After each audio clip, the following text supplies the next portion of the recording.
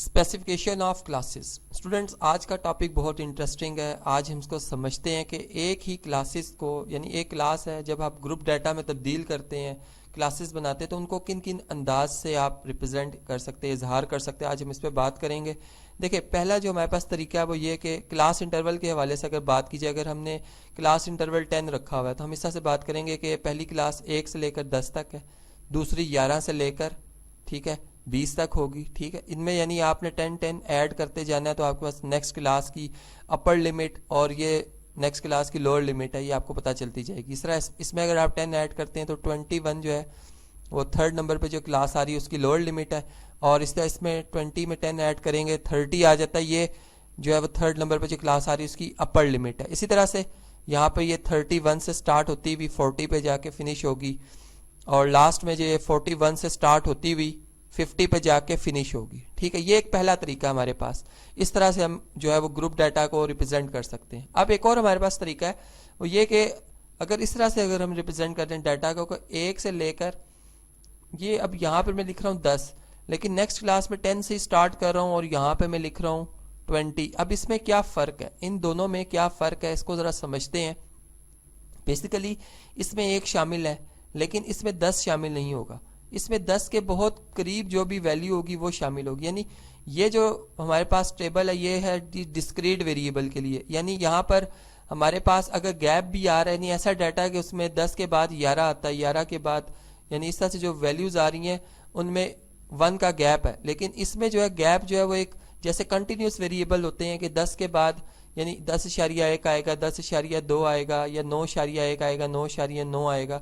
तो ये इस किस्म के डाटा के लिए फिर हम इस तरह का जो है वो इस तरह की क्लासेस बनाते हैं।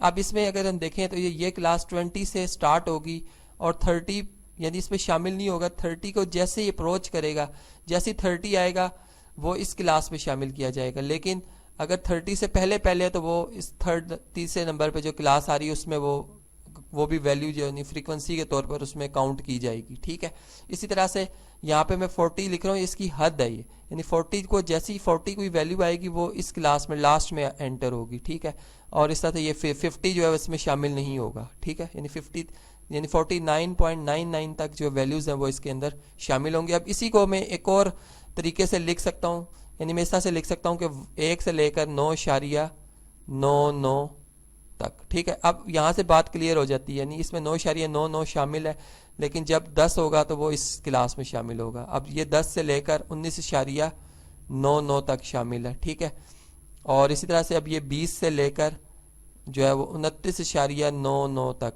ठीक है, यानी बहुत करीब है 30 के, यहाँ पर हम ये बात बताना चाह रहे हैं। ठीक है, इसी तरह ये 39.999 तक है। ठीक, और इसी तरह से लास्ट में हम इसको लिख सकते हैं जी 40 से लेकर 49.999 तक। ठीक है, तो अब इसी तरह से इसी क्लासेस को जिस तरह से यहाँ पे मैंने इसका इजहार किया है, हम इस तरह भी कर सकते हैं कि हम लिखें 1 एंड, यानी 1 शामिल है, एंड अंडर 10, यानी 10 के अंदर। अब 10 नहीं शामिल होगा इसमें। ठीक है, 10 से पहले। अब यहाँ से अब 10 इसमें शामिल होगा, 10 और अंडर 20।